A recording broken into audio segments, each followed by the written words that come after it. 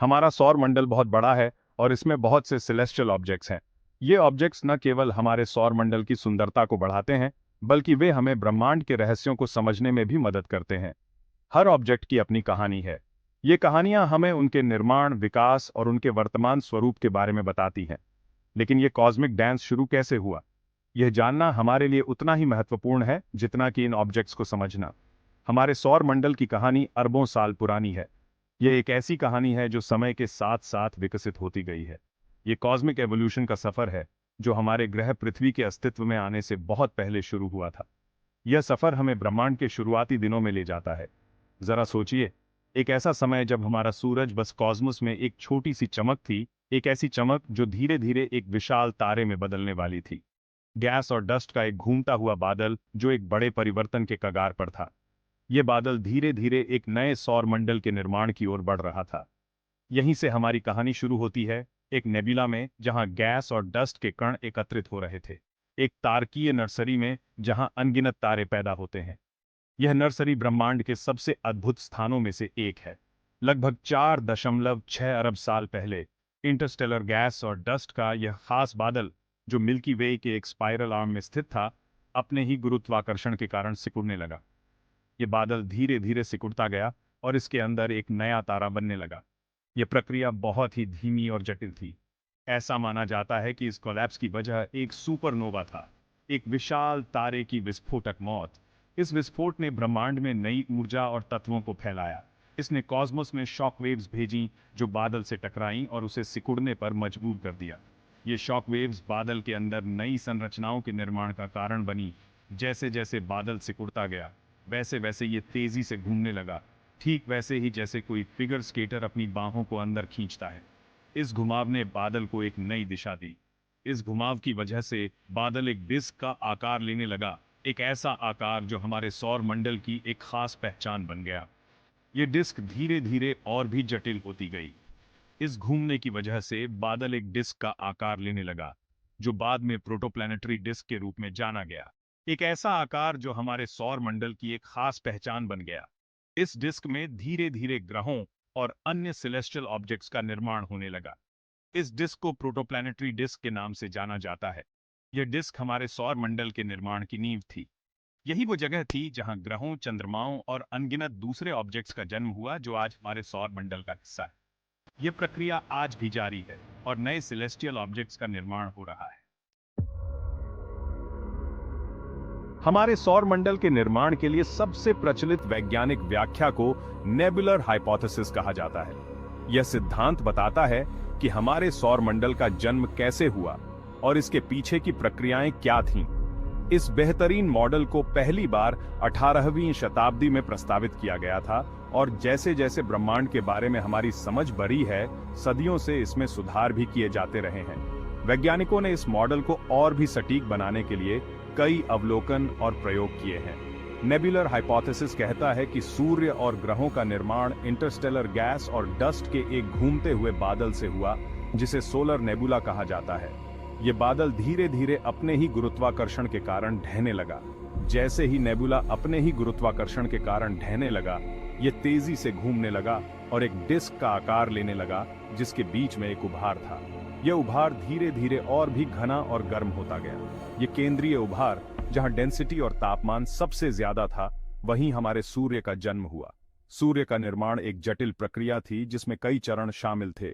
जैसे जैसे ज्यादा से ज्यादा मटेरियल केंद्रीय क्षेत्र पर गिरता गया, वैसे वैसे कोर का तापमान और दबाव बढ़ता गया और आखिरकार यह उस क्रिटिकल पॉइंट पर पहुंच गया जहां न्यूक्लियर फ्यूजन शुरू हो गया। यह प्रक्रिया सूर्य को ऊर्जा प्रदान करती है और इसे चमकने में सक्षम बनाती है। सूर्य के जन्म के साथ ही आसपास की डिस्क में बचा हुआ मटेरियल इसकी रोशनी और गर्मी से नहा गया। यह मटेरियल धीरे धीरे ठंडा होकर ठोस पिंडों में बदलने लगा। यह सौर मंडल के विकास का एक महत्वपूर्ण मोड़ था। इस समय के दौरान छोटे छोटे कण आपस में टकराकर बड़े पिंडों का निर्माण करने लगे। ग्रहों के निर्माण में सूर्य की ऊर्जा महत्वपूर्ण भूमिका निभाएगी। सूर्य की ऊर्जा ने प्रोटोप्लैनेटरी डिस्क को प्रभावित किया, जिससे ग्रहों और अन्य खगोलीय पिंडों का निर्माण हुआ। इस प्रकार हमारे सौर मंडल का जन्म हुआ और यह आज भी विकासशील है। प्रोटोप्लैनेटरी डिस्क, नवजात सूर्य के चारों ओर गैस और डस्ट की छपटी रिंग, एक गतिशील और अराजक वातावरण था। इसी घूमती हुई डिस्क के भीतर ग्रहों के बीज बोए गए थे। डिस्क की बनावट एक जैसी नहीं थी। सूर्य के करीब भीतरी भाग ज्यादा गर्म था और यहाँ लोहे और सिलिकेट जैसे भारी तत्वों का बोलबाला था। बाहरी भाग, जो सूर्य की गर्मी से दूर था, ठंडा था और यहाँ हाइड्रोजन, हीलियम और बर्फ जैसे हल्के तत्व ज्यादा थे। डिस्क के भीतर डस्ट के छोटे छोटे कण आपस में टकराने लगे और इलेक्ट्रोस्टैटिक फोर्सेस के जरिए एक साथ चिपकने लगे।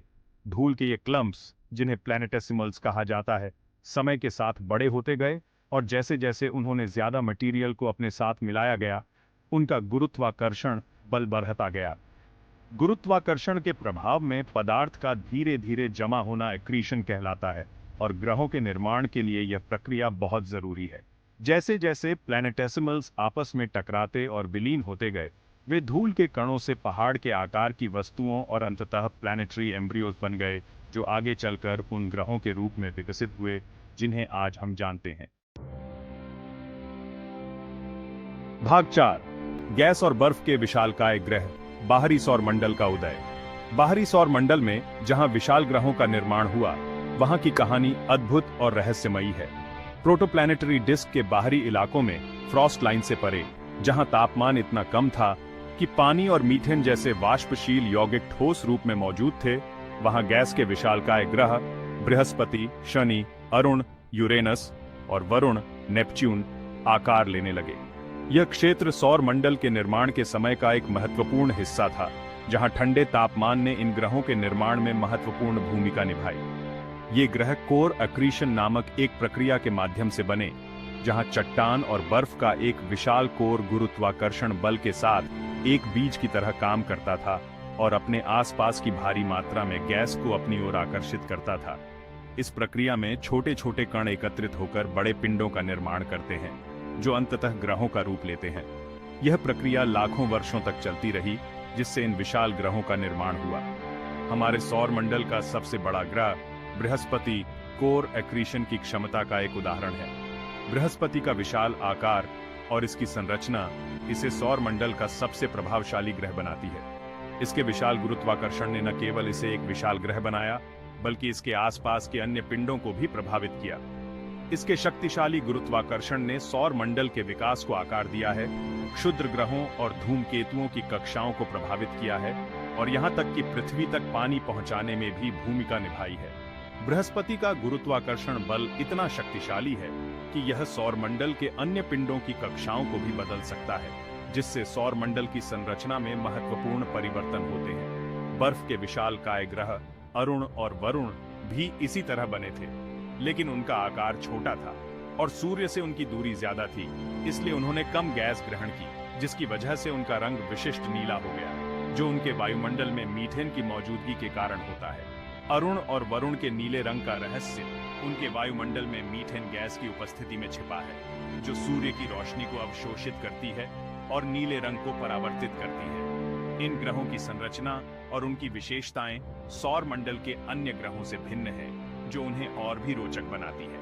शनि, जो अपने अद्वितीय वलयों के लिए जाना जाता है, भी एक गैस विशालकाय ग्रह है। इसके वलय बर्फ और चट्टान के छोटे छोटे कणों से बने हैं, जो इसे एक अद्वितीय और सुंदर दृश्य प्रदान करते हैं। शनि के वलय और इसके चंद्रमाओं की संरचना और उनकी गतिशीलता सौर मंडल के अध्ययन के लिए महत्वपूर्ण है।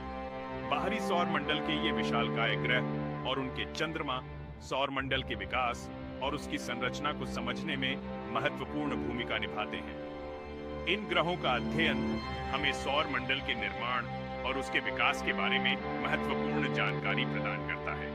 बाहरी सौर मंडल का यह हिस्सा, जहां गैस और बर्फ के विशालकाय ग्रह स्थित हैं, सौर मंडल के रहस्यों को उजागर करने में महत्वपूर्ण भूमिका निभाता है। भाग 5, स्थलीय कहानियां, आंतरिक ग्रहों का मिलन। सूर्य के करीब आंतरिक सौर मंडल में, जहां तापमान इतना ज्यादा था कि वाष्पशील यौगिक बर्फ में संघनित नहीं हो पाते थे, वहां स्थलीय ग्रह बुध, शुक्र, पृथ्वी और मंगल बने। गैस के विशालकाय ग्रहों की तरह ही इन चट्टानी ग्रहों का निर्माण भी अक्रीशन की प्रक्रिया से हुआ, लेकिन एक खास अंतर के साथ। पास के सूर्य की तीव्र गर्मी ने उन्हें काफी ज्यादा गैस जमा करने से रोक दिया। नतीजतन स्थलीय ग्रह मुख्य रूप से चट्टान और धातु से बने हैं और गैस के विशालकाय ग्रहों की तुलना में उनका वायुमंडल बहुत पतला है। इनमें से हर ग्रह की अपनी कहानी है जो उसके आकार, बनावट और सूर्य से उसकी दूरी से तय होती है। हमारा ग्रह पृथ्वी विशाल अंतरिक्ष में जीवन की किरण के रूप में चमकता है। इसका सामान्य तापमान और प्रचुर मात्रा में पानी इसे जीवन के लिए एक आदर्श घर बनाते हैं। ऐसे ही मजेदार वीडियो के लिए लाइक और सब्सक्राइब जरूर करें।